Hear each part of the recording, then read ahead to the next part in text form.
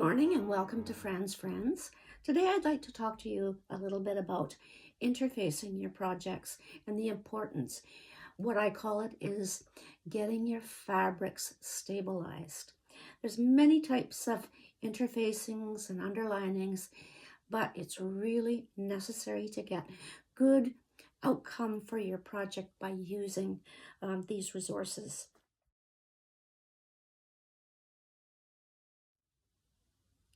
Interfacings come in many different types, specifically to fusible and non-fusible. I know when I was a kid, I used to underline all of my projects with old cotton sheets. It just gave the project some body. So over the last few years, with the insurgence of new types of interfacings, we have what we call the adhesive ones, or fusible, or non-fusible. Specifically for my projects, I use fusible interfacings. There's also different weights of the interfacing, featherweight, a medium weight, and a heavy weight. So it depends on what you're doing. As an example, I've worked a lot with a jersey sheet that I bought someplace for about $5-6, so you know it was pretty cheap. And I've used that particular sheeting by using interfacing to stabilize it. So the fabrics that we use is specifically, mostly for what I do, is a medium weight, fusible, woven interfacing. There are non-woven, but these woven ones are really good quality. They're not cheap, and I use them sparingly and don't waste any bits and pieces. So at the end of a project, I have a whole flock of different bits and pieces that I can use in other projects.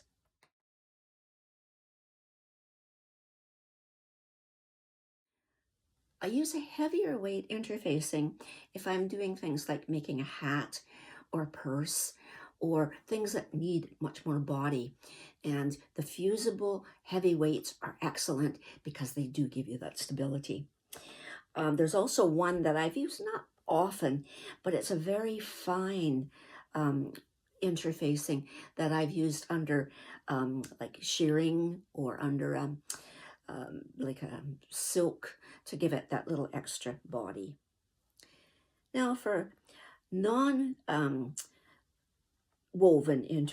interfacing, I go with a much cheaper sort of fusible interfacing that's, it's an iron-on, but it is cheaper. And I use this for specifically making ornaments or projects that don't need the full body of the woven interfacings. These are what we call non-woven.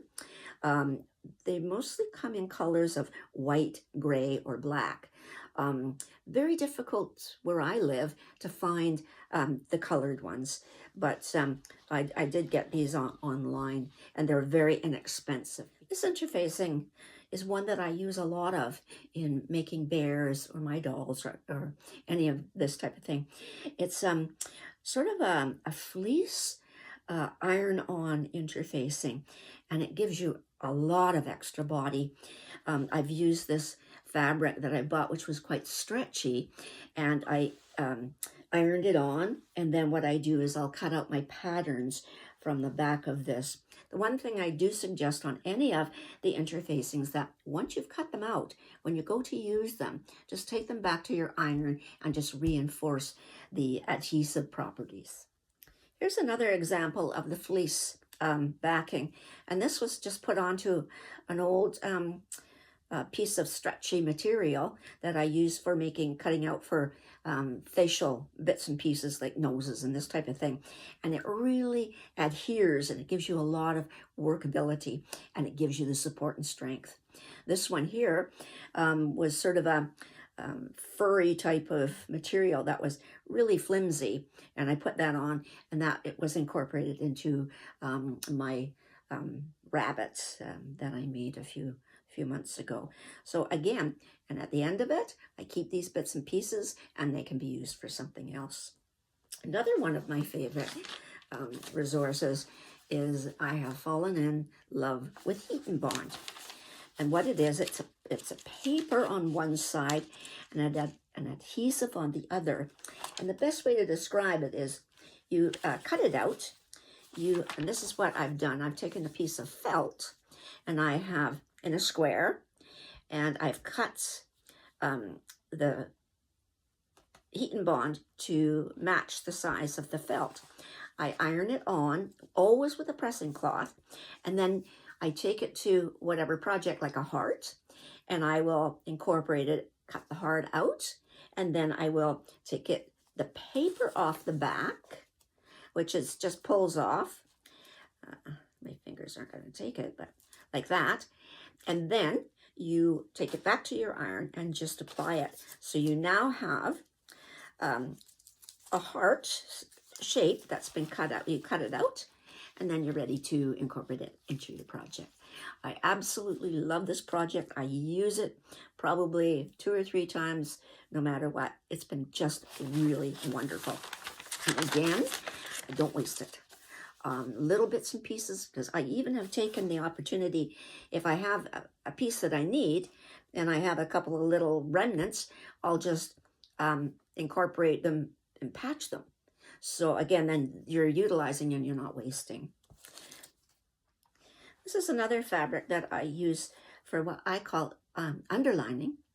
And what this is just a pillowcase from a pillow from the dollar store. I think I paid $3.50 for it, or $4. I take all the polyester fill out and use it for my stuffing because it's cheaper than going into larger amounts. And I reutilize the fabric for underneath skirts, interlining, where I'll take a hem and I'll put 2 pieces together, and then it just gives that skirting a little bit more body. And again, I utilize it. I don't waste it.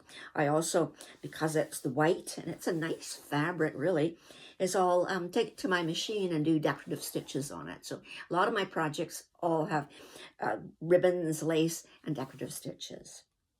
One of the other things that I use a lot of in my crafting for making animals and whatnot is canvas. And I get canvas bags. Now this canvas bag is good and heavy, but I still will put interfacing on it to, just give it that little extra. And this particular bag will probably make me maybe 2 animals, and I will show you a sample of what I mean by using canvas. But I love canvas. I also buy the lesser weight canvas to incorporate it into some of these projects. But everybody's getting canvas bags from someplace. I was at a thrift store the other day and she packed my stuff into a canvas bag, and I'll utilize that bag. I also utilize something like cheesecloth. I'll use cheesecloth in certain things, like if I put it into a ring or an embroidery hoop, and then I can make my French knots in patterns. Say if I have a heart shape, and then I'll just take the embroidery hoop, put it in, and it gives you lots of room to get the needle and the wool in and out. So it's kind of a fun thing to do, and I will show you in another video how to actually make French knots for fabric. One of the last things I'll show you is my son was home for Christmas, and I found these socks. And I absolutely love these socks. Brand new little socks that he won't ever wear because I've confiscated them. And what I'll do with these is I'll incorporate them by using heat and bond into hearts, and then, blanket stitch around the edges. The heat and bond gives it stability. All kinds of, when you think about the heat and bond and things like this, anything that's wool, you can actually cut a sweater apart. Either use the interfacing, like the woven interfacing, or even heat and bond and felt to make different things out of it. So it's a world full of ideas and interesting things to do. I get up in the morning and mine just goes like crazy. My husband says, "Oh my goodness, she's thinking again."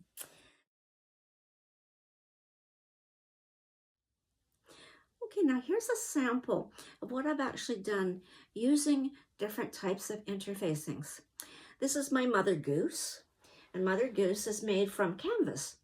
I used a lighter weight canvas, but what I actually did, if I pull it closer, I took it to the machine with a piece of sheeting from the pillowcase underneath, and I did decorative stitch just to give it, number one, the extra stability as well as a little bit of color. Her little heart here, this one I actually did sew onto another piece of fabric, but you could have used the heat and bond on the back and then you putting it to your fabric, and then all these little hearts have all been heat and bond and felt. So kind of a neat, because again, this is my signature, are the hearts. Her little legs, I used just regular fabric, but I ironed on the fusible fleece fabric. It gives it the body and a little bit of texture to the legs. The skirt itself is what I did with that is I used the sheeting from the pillowcase as an underlining, and I just sewed it so it gave me a much nicer, clear finish at the bottom. Then I put my lace on, and then again it also gives the fabric some stability. So and on her little underskirt I used the sheeting again to put together to make her nice little skirt or underskirt. And her leggings again are the fabric from the pillowcase. So that's just one way of utilizing. I've also, other things that I've done is I've used the heat and bond to make my signature hearts. This is one for my I call it, it's a lamb, and I call her Lambikins. But I use that fabric from the old sheet, the flimsy sheet, with heat and bond. Then I put it onto the fabric that I used in her dress. And then I had purchased this someplace, and then I quite often put buttons on these. So that's my heart, 2 hearts that I did for this particular project. Another one was I made, I used buttons, a lot of buttons. And again, this was just a little piece of, that I had put some felt, heat and bond and felt onto some of this sponge, or what do they call it? Kind of a shiny craft material. And then I just did some, the button, and then again, the fabric on the back is felt, the heat and bond, and then the fabric of the material of the project. So that's, little things that you can do to make your projects work for you, especially when we talk about using signature pieces like mine are the hearts. Some people like to use, as an example, like on this little Mother Goose, is they like to make yo-yos. This is a yo-yo. On the back, we have also a yo-yo and lots of ribbons and incorporating. But I try not to waste any fabrics, always utilize them. And that's my Mother Goose. This little hearts that I put here are ones that I made out of cloth. This is the canvas on the back. And I pieced this fabric together because I was running out. And I stuffed it. So a little added addition. Here's a project that I'm going to do sometime this year. And what this is it's an old sweater that my mother made for my #1 Daxie. And it's been here for a long, long time. So what I'm going to do is I'm going to make another small Daxie animal. But this is knitted. So what I'm going to do is take it apart from here. And then I'm going to either use a fusible medium weight interfacing, and then I can cut my pattern pieces out, and it'll stabilize, and it'll give the edges some stability for working with. The other thing I could use with this, I haven't quite decided, decide at the moment I start it, is using the fusible fleece interfacing. That might give it a little bit more body. So I'm undecided, but this is what's going to be coming up, and I'll show you when it's done. Thanks a lot again for listening. Lots of things you can do with the interfacings to really upgrade and make your projects so much more stable and enjoyable. Thanks for watching.